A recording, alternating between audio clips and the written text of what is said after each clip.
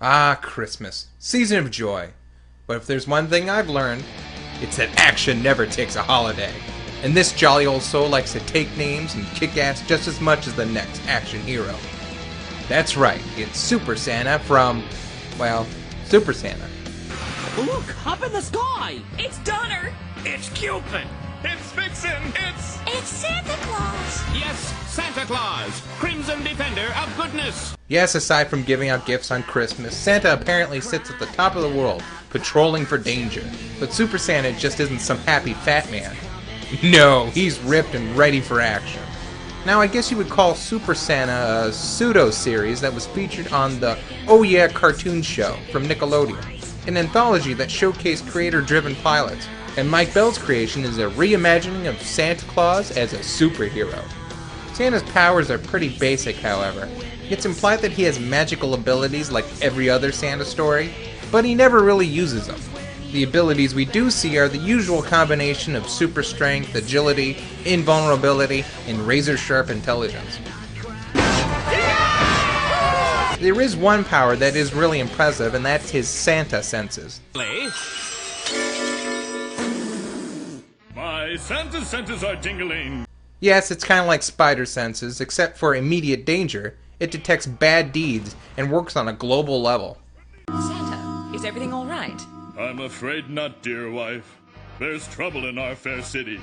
People in danger. Children scared. Ah, Mrs. Claus.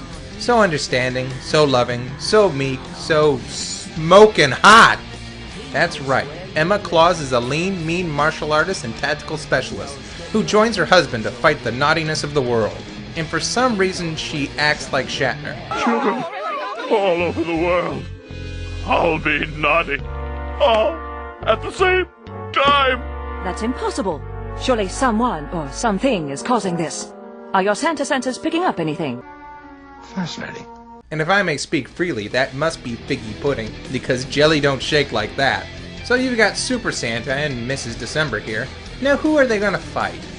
Well, the first villain is actually surprisingly competent. A Velveteen Rabbit that's out to turn all the world's toys evil and destroy Santa Claus. Of course.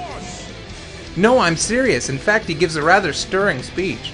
You're behind this? Barnaby Bunny? Oh, it's Bedlam Bunny now, Santa.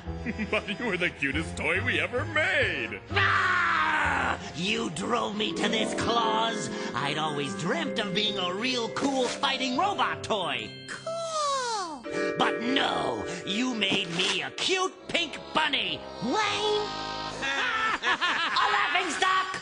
Oh, come now. You can't make a fighting robot out of pink fur and stuffing. Lies! You're Santa Claus. You can do anything. Now,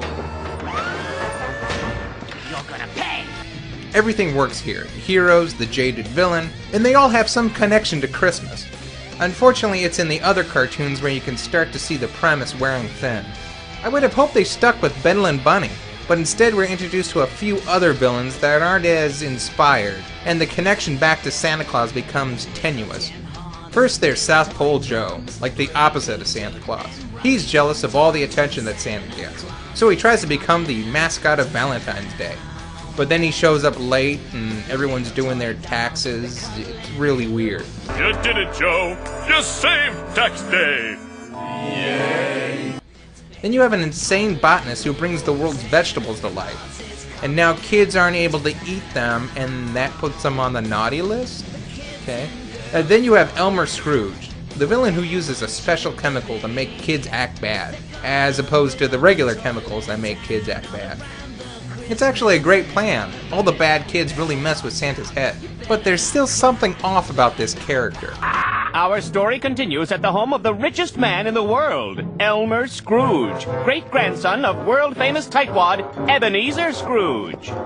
So, you just decided to omit the three ghosts, the good to his word and better, the whole soul-stirring classic?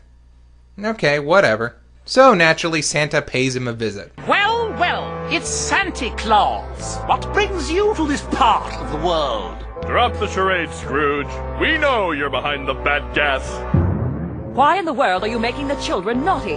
Because of you, Santa. Ever since I was a little kid, you gave me coal for Christmas. Even now that I'm the richest man in the world, you disrespect me and still give me coal. I had no choice but to give you coal. Oh, I appreciate all the coal, Santa. In fact, I'm using it to fuel my Santa-bashing robot. Funny, I didn't notice that before. Bumbling fools! Stop him or you're fired! Shovel faster or we'll be canned. Who cares? Flippin' burgers is better than this job. No overtime, no vacation pay. Yes, and Santa did give me a pony once. It's over, Santa. Fire! Are you incompetent buffoons? What are you waiting for? Fire, you twits!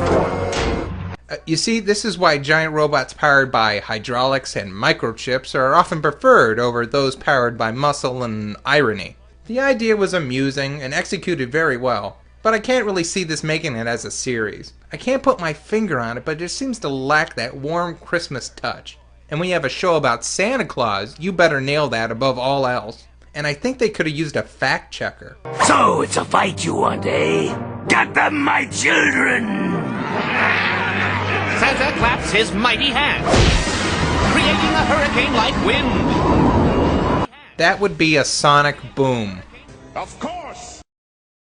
Where Santa has highly skilled elves to help him make toys, Joe had penguins, which lack opposable thumbs and could not use tools. Where Santa has Colette, the magical moo cow, to help him make his milk chocolates, Joe, again, had penguins, which are not easy to milk.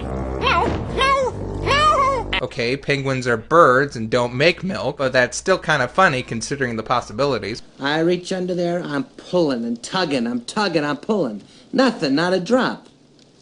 His name is Norman. You were pulling on his dick. I'm gonna go wash it. In conclusion, it's an interesting experiment, but I think I'll take the jolly old elf and leave the action to the professionals. And he smiled as he said, with a twinkle in his eye, Merry Christmas to all, now you're all gonna die.